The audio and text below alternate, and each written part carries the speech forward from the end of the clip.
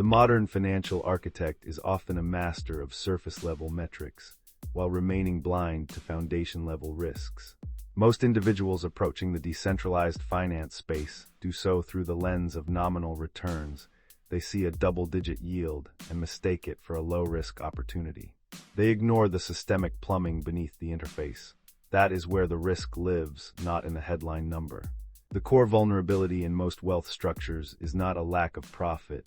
It is an overexposure to centralized custody and hidden counterparty risk. By leaving assets on platforms that promise yield, you are effectively providing exit liquidity for institutional players. You have traded ownership for a promise, a liability on someone else's balance sheet. That can be frozen or wiped out during a liquidity shock. Dependence on a single jurisdiction or a single custodial entity creates a single point of failure. When the legacy system experiences volatility, these centralized hubs often halt withdrawals to protect their own solvency, not yours. If your capital is locked behind their gates, your strategy is no longer yours. It is subject to their survival. We must also recognize the risk of emotional allocation.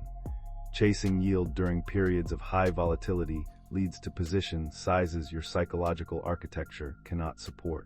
Without a clear understanding of drawdown risk, investors are forced into selling at the exact moment the market demands patience. To build a structure that endures, we must move away from flat portfolios and toward a layered model of independence.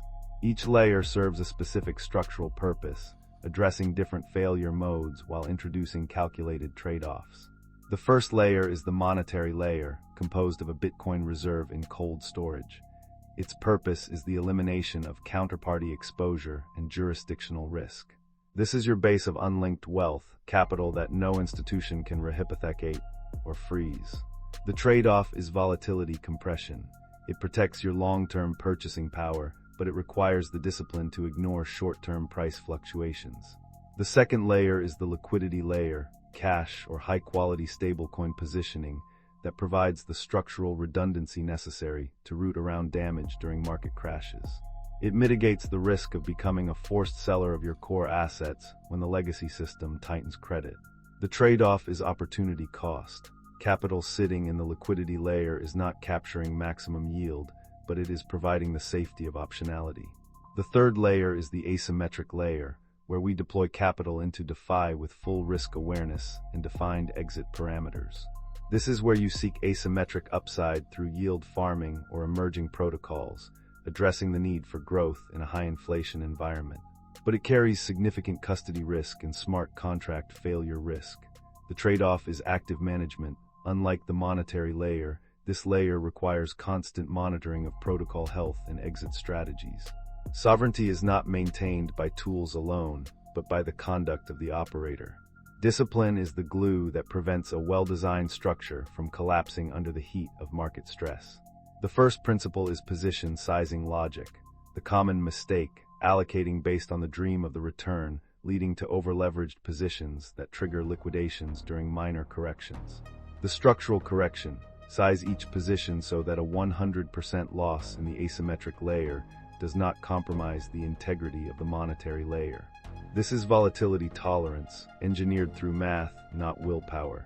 The second principle is information hygiene.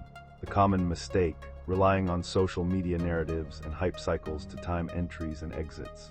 The structural correction, establish a private research pipeline focused on liquidity flows and incentive analysis. You must stop being a consumer of headlines and start being an analyst of data. Digital OPSEC is part of this framework. Your financial movements should not be broadcasted, and your private keys must remain offline. The third principle is avoiding the leverage trap.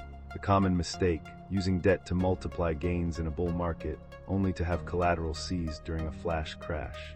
The structural correction, maintain a zero-debt core on your sovereign assets. Use leverage only for tactical short-term plays where the downside is strictly capped. Real independence means having no one who can margin call your life. The goal of our architecture is not to predict black swans, but to remain functional when they materialize.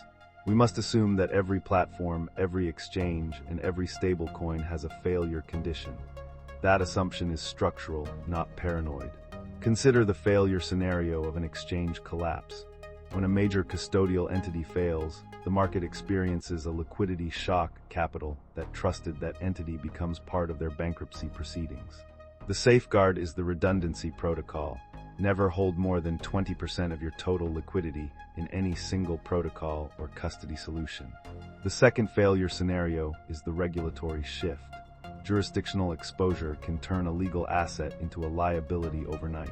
If your wealth is concentrated in one country, you are vulnerable to confiscation by compliance.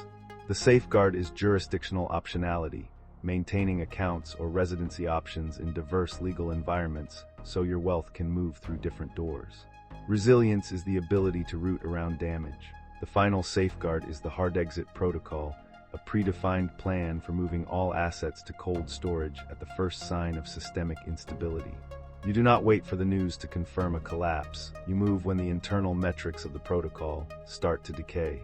Sovereignty is not an event, nor is it a destination. It is a layered system, built incrementally under the heat of discipline. The architecture we have discussed today is designed to decouple your wealth from centralized counterparties, structurally, not symbolically. Moving into unlinked assets like Bitcoin or navigating DeFi yield is not about betting on a new technology. It is about recognizing that the existing legacy architecture is no longer a safe place to house the fruit of your labor. You do not build a sovereign structure to escape volatility. You build it so that volatility no longer has the power to destroy you. Stop looking for permission, start building infrastructure. The framework is available, the tools are mature, the risks are well defined.